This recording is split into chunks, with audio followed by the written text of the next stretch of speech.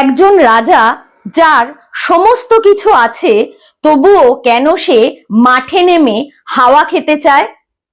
সত্যজিৎ রায় তার কয়েকটি লাইনের মাধ্যমে এমন এক চরম সত্য তুলে ধরেছেন যা আজও সমানভাবে প্রাসঙ্গিক।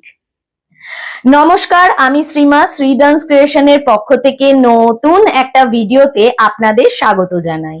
তেজিয়া সোনার গদি, রাজা মাঠে নেমে যদি হাওয়া খায় তবে রাজা শান্তি পায়। সত্যজিৎ রায়ের এই কথাগুলি শুধুমাত্র একটা গানের কথা নয়, এগুলি হলো মানুষের মনস্তত্ত্বের এক গভীর উপলব্ধি। সোনার গদি এখানে ক্ষমতা, অর্থ, ঐশ্বর্য আর বিলাসিতার প্রতীক। কিন্তু যত বড়ই রাজা হোক, তিনি তো শেষ পর্যন্ত একজন মানুষ।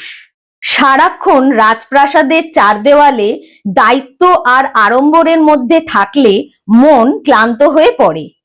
তাই রাজা যখন মাঠে নেমে খোলা আকাশের নিচে মুক্ত বাতাসে শ্বাস নেন, তখন তিনি রাজা নন, তিনি একজন সাধারণ মানুষ। প্রকৃতির সান্নিধ্য তাকে মনে করিয়ে দেয় জীবনের আসল আনন্দ সোনার গদিতে নয়, বরঞ্চ সহজ সরল জীবনে। এই গানের মাধ্যমে সত্যজিৎ রায় বলতে চেয়েছেন, মানুষের আসল শান্তি সম্পদে নয়, বরঞ্চ মানসিক মুক্তিতে।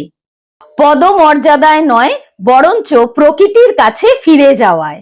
আজকের জীবনে এই কথাগুলো চরম সত্য। আমরা অর্থ, সাফল্য আর ব্যস্ততার পিছনে ছুটতে ছুটতে মাঝে মাঝে নিজের মনকেই ভুলে যাই। অথচ একটু খোলা আকাশ, একটু সবুজ আর একটু নির্মল বাতাস আমাদের মনকে নূতন করে বাঁচতে শেখায়। তাই জীবনে যত বড়ই মানুষ হই না কেন, মাঝে মাঝে রাজার পরিচয় ভুলে একটু সাধারণ মানুষ হয়ে প্রকৃতির কাছে ফিরে যাওয়াই আসল শান্তির পথ। কি বন্ধুরা, সহমত তো? যদি সহমত হন কমেন্ট বক্সে জানাবেন। জানাতে ভুলবেন না আমার ভিডিও কেমন লাগছে। যদি ভালো লাগে লাইক, কমেন্ট, শেয়ার করে পাশে থাকবেন। ফলো করতে ভুলবেন না।